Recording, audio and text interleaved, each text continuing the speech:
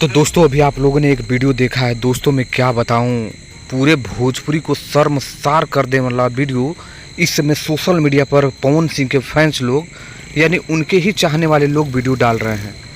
वाह क्या बात है, कितना बड़ा भोजपुरी को तुम लोग आगे ले जा रहे हो, ये पता चल गया है। गधों से भी गधा लोग इस जगह पर पड़े हुए हैं और इतना नीच बात को सोशल मीडिया पर डाला हुआ है। क्या ये शो में भी डाला हुआ है? अगर डाला हुआ है तो समझ जाओ कि पूरा भोजपुरी को ये लोग बदनाम करने वाले हैं।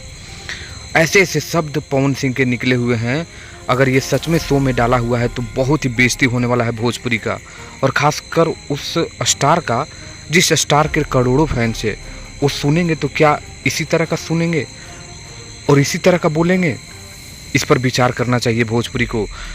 खेसारी लाल यादव की बात करें तो बहुत ही जल्द यानी कल गाड़ी आने वाला है, जिसका पहला चेहरा आप लोग अपने स्क्रीन में इसको देख सकते हैं। तो ये आप लोगों को कैसा लगा और पवन सिंह के बारे में क्या कहना है कमेंट करें।